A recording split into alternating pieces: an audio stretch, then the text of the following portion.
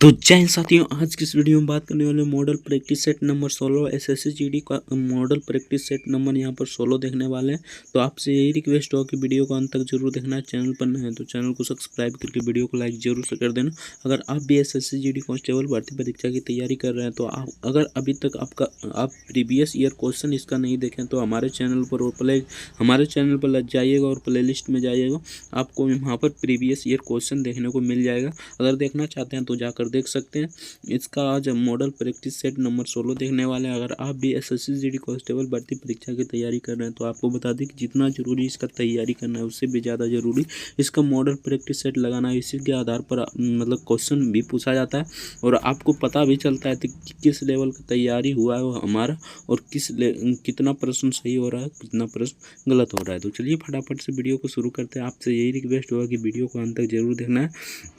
आज की इस वीडियो में 16 नंबर प्रैक्टिस सेट में हम हिंदी का जो 25 प्रश्न पूछा जाता है उसका सॉल्यूशन कराने वाले हैं। बाकी यहाँ पर करा चुके हैं, जीके और जीएस का क्वेश्चन करा चुके हैं। अगर नहीं देखे हैं तो जाकर देख सकते हैं, इससे पहले हम करा चुके हैं। तो आज की इस वीडियो में हिंदी का जो 25 प्रश्न पूछा जाता है उसका फुल सॉल्यूशन कराने वाले और प्रैक्टिस सेट लगाने वाले हैं। तो आपसे यही रिक्वेस्ट होगा पूरा प्रैक्टिस सेट लगाइएगा और हमें बाद में कमेंट करके जरूर बताइएगा कितना प्रश्न सही है, आपका कितना प्रश्न सही हो रहा है, कितना प्रश्न गलत हो रहा है। तो चलिए 76 नंबर से आपका हिंदी का प्रश्न शुरू हो जाता है। तो चलिए 76 नंबर क्वेश्चन से देखते हैं। तो यहाँ पर 76 से 89 तक प्रत्येक प्रश्न में दिए गए विकल्प में तत्भव शब्द का चयन करना है। यानी कि 76 से आपका 79 तक तत्भव शब्द दिया गया है, उसे आपको चयन करके बताना है कौन सा तत्भव शब्द है।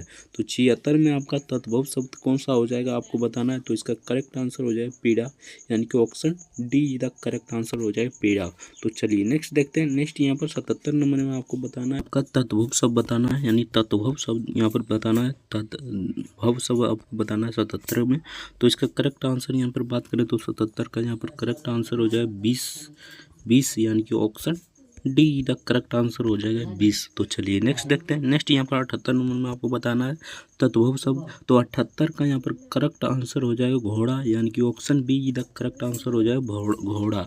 तो चलिए नेक्स्ट देखते हैं। नेक्स्ट यहाँ पर 89 नंबर में आपको बताना है तत्भव शब्द। तो यह कौन सा हो जाएगा, ऑप्शन ए, बी या सी या डी। तो इसका करेक्ट आंसर क्या हो जाएगा।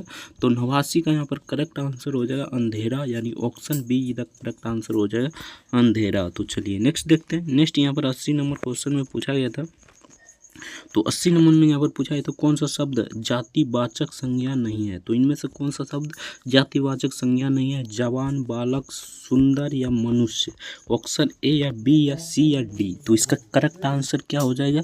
तो 80 का यहाँ पर करेक्ट आंसर हो जाएगा सुंदर जातिवाचक संज्ञा नहीं है। बाकी जवान भी है, बालक भी है, मनुष्य भी है, जातिवाचक संज्ञा है। सुंदर ये जातिवाचक संज्ञा नहीं है, ये भाववाचक संज्ञा हो जाएगा। Option see the correct answer हो जाएगा। तो चलिए नेक्स्ट देखते हैं। नेक्स्ट यहाँ पर पूछा गया था 81 नंबर क्वेश्चन में। तो 81 नंबर में पूछा था सच चरित्रता किस मूल शब्द से बना है। तो ये किस मूल से शब्द से बना है।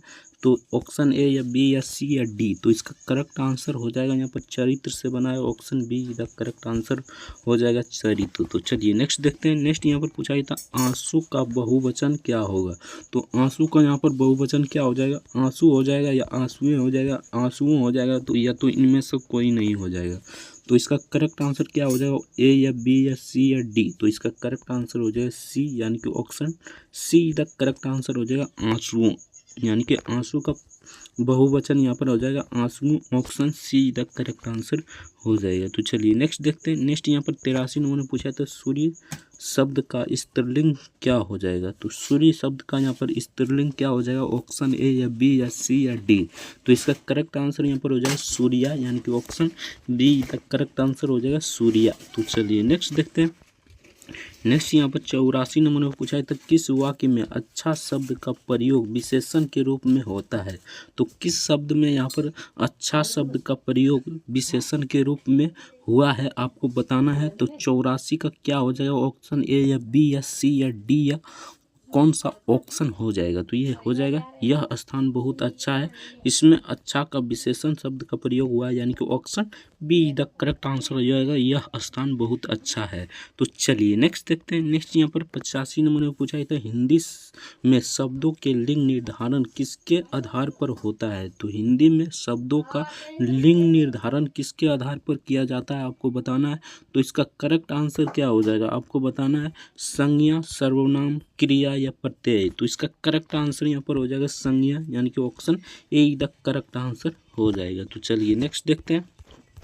नेक्स्ट यहाँ पर पूछा गया क्वेश्चन 86 नंबर में। तो 86 नंबर में पूछा गया था देशाटन का अर्थ क्या है, यानी कि देशाटन का अर्थ यहाँ पर क्या है आपको बताना है। तो इसका करेक्ट आंसर की बात करें तो इसका करेक्ट आंसर हो जाएगा ए और बी दोनों, यानी कि यहाँ पर देख लीजिए महत्वपूर्ण स्थानों के ऐतिहासिक, धार्मिक तथा सांस्कृतिक स्थानों का भ्रमण करना, ये भी सही है। और किसी स्थान की संस्कृति, भाषा और जीवन दर्शन इत्यादि के बारे में ज्ञान प्राप्त करना, ये भी सही है। तो इसका करेक्ट आंसर यहाँ पर हो जाएगा ए और बी दोनों, यानी कि option D the correct answer हो जाएगा। तो चलिए नेक्स्ट देखते हैं। नेक्स्ट यहाँ पर पूछा था 87 नंबर में यथोचित में कौन सी स्वर संधि है। तो यथोचित में कौन सी स्वर संधि आपको बताना है, दीर्घ संधि, गुण संधि, यन संधि या अयाधि संधि। तो इसका करेक्ट आंसर क्या हो जाएगा, ए या बी या सी या डी। तो इसका करेक्ट आंसर हो जाएगा गुण संधि, यानी कि इसमें गुण संधि है, option be the correct answer हो जाएगा। तो चलिए नेक्स्ट देखते हैं। नेक्स्ट यहाँ पर पूछा गया था 88 नंबर क्वेश्चन। तो 88 नंबर पूछा था देश विदेश खाली स्थान समास का उदाहरण है। तो कौन सा समास का उदाहरण है देश विदेश। तो सिंपल सा क्वेश्चन है, ऑप्शन ए हो जाएगा या बी हो जाएगा या सी हो जाएगा या डी हो जाएगा। तो इसका करेक्ट आंसर क्या हो जाएगा, तो द्वंद्व संधि हो जाएगा, यानी कि option be the correct answer हो जाएगा, द्वंद्व संधि। तो चलिए नेक्स्ट देखते हैं। नेक्स्ट यहाँ पर पूछा गया था 89 नंबर क्वेश्चन। तो 89 नंबर में पूछा गया था सतोत्पत्ति, यानी सतोत्पत्ति में आश्रय की चेष्टाएं क्या कही जाती है। तो यह क्या यहाँ पर चेष्टाएं क्या कही जाती है आपको बताना है, विभव या अनुभव या उदासीन या अलम्बन। तो इसका करेक्ट आंसर क्या हो जाएगा आपको बताना है। तो 89 का यहाँ पर करेक्ट आंसर हो जाएगा अनुभव कहलाता है, यानी कि ऑप्शन कही जाती है, option see the correct answer हो जाएगा अनुभव कही जाती है। तो चलिए नेक्स्ट देखते हैं। नेक्स्ट यहाँ पर 90 नंबर में पूछा था मधुराई गुण का किस रस में प्रयोग होता है। तो मधुराई गुण का किस रस में प्रयोग किया जाता है आपको बताना है, शांत, श्रृंगार, भयानक या रौद्र। तो इस किस में प्रयोग किया जाता है, किस रस में प्रयोग किया जाता है आपको बताना है। तो 90 का करेक्ट आंसर हो जाएगा श्रृंगार में प्रयोग किया जाता है, option be the correct answer हो जाएगा। तो चलिए नेक्स्ट देखते हैं। नेक्स्ट यहाँ पर पूछा गया था 91 नंबर क्वेश्चन साधारणतः लेखक में कौन सी अशुद्धि पाई जाती है। तो इसमें कौन सी अशुद्धि पाई जाती है, ऑप्शन ए या बी या सी या डी। तो इसका करेक्ट आंसर क्या हो जाएगा आपको बताना है। तो इसका करेक्ट आंसर यहाँ पर हो जाएगा बर्तनी अशुद्धि पाई जाती है, बर्तनी अशुद्धि पाई जाती है, ऑप्शन सी तक करेक्ट आंसर हो जाएगा। तो चलिए नेक्स्ट देखते हैं। नेक्स्ट यहाँ पर 92 नंबर पूछा था ट ठ ड ढ वर्णों के प्रयोग का संबंध काव्य के किस गुण से है। तो काव्य के यहाँ पर किस गुण से आपको बताना है। तो इसका करेक्ट आंसर क्या हो जाएगा, ऑप्शन ए या बी या सी या डी। तो इसका करेक्ट आंसर की बात करें तो इसका करेक्ट आंसर हो जाएगा ओज, यानी कि option be the correct answer हो जाएगा ओज। तो चलिए नेक्स्ट देखते हैं। नेक्स्ट यहाँ पर पूछा गया था 93 नंबर क्वेश्चन निम्नलिखित में से वो काव्य दोष नहीं है। तो निम्नलिखित में से किसमें काव्य दोष नहीं है आपको बताना है।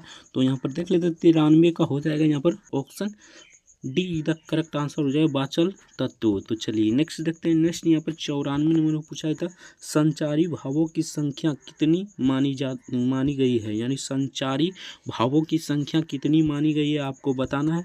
तो 94 में क्या हो जाएगा 40, 33, 35 या 30। तो इसका करेक्ट आंसर क्या हो जाएगा। तो इसका करेक्ट आंसर हो जाएगा 33, यानी कि option be the correct answer हो जाएगा 33। तो चलिए नेक्स्ट देखते हैं। नेक्स्ट यहाँ पर 95 नंबर पूछा गया था जब संयुक्त क्रिया के दोनों खंड सकर्मक हो तो सामान्य असनन और संदिग्ध भूतकालों में किस चिन्ह का प्रयोग किया जाता है? तो संदिग्ध भूतकालों में किस शब्द का प्रयोग किया जाता है? सौ या मौ या नौ या पो? तो इसका करेक्ट आंसर क्या हो जाएगा? तो 95 के यहाँ पर करेक्ट आंसर हो जाएगा ने, यानी कि option see the correct answer हो जाएगा। तो चलिए नेक्स्ट देखते हैं। नेक्स्ट यहाँ पर 96 नंबर में पूछा गया था निम्नलिखित में से कौन सा वाक्य व्याकरणिक दृष्टि से शुद्ध है? तो व्याकरणिक दृष्टि से कौन सा शुद्ध शब्द है आपको बताना है। तो 96 के यहाँ पर करेक्ट आंसर हो जाए सारा राज्य उनकी थी। सारा राज्य उसकी थाती थी, यानी कि option A the correct answer हो जाएगा। तो चलिए नेक्स्ट देखते हैं। नेक्स्ट यहाँ पर 97 नंबर पूछा जाता है योगी का पर्यायवाची शब्द है। तो योगी का यहाँ पर पर्यायवाची शब्द क्या हो जाएगा आपको बताना है। तो इसका करेक्ट आंसर हो जाएगा तपस्वी, यानी कि option A the correct answer हो जाएगा तपस्वी। तो चलिए नेक्स्ट देखते हैं। 98 नंबर पूछा जाता है वे शब्दांश जो शब्द के आदि में जुड़कर शब्द के पूर्व अर्थ को बदल देते हैं कहलाते हैं। तो वे क्या कहलाते हैं आपको बताना है। तो इसका करेक्ट आंसर हो जाएगा उपसर्ग कहलाते हैं, यानी कि option be the correct answer हो जाएगा उपसर्ग। तो चलिए नेक्स्ट देखते हैं। नेक्स्ट यहाँ पर 99 नंबर पूछा जाता है निम्नलिखित में से स्वर संधि का उदाहरण है। तो इनमें से कौन सा स्वर संधि का उदाहरण है। तो इसका करेक्ट आंसर हो जाए मनवंतर, यानी मनवंतर हो जाएगा, option D the correct answer हो जाएगा। तो चलिए नेक्स्ट देखते हैं। 100 नंबर में पूछा है तो निम्नलिखित में से वाक्य अव्यय का कौन सा भेद नहीं है। तो अव्यय का यहाँ पर कौन सा भेद नहीं है आपको बताना है। तो इसका करेक्ट आंसर हो जाएगा विचारदी बोधक, यानी विचारदी बोधक हो जाएगा, option be the correct answer हो जाएगा। तो चलिए यहाँ से आपका प्रश्न समाप्त हो जाता है। तो आपका कितना प्रश्न सही हुआ कमेंट करके जरूर बताना। चैनल पर नए हैं तो चैनल को सब्सक्राइब करके वीडियो को लाइक जरूर से कर देना। तो चलिए मिलते हैं नेक्स्ट वीडियो में, तब तक के लिए जय हिंद जय भारत, वंदे मातरम। वीडियो देखने के लिए बहुत बहुत धन्यवाद।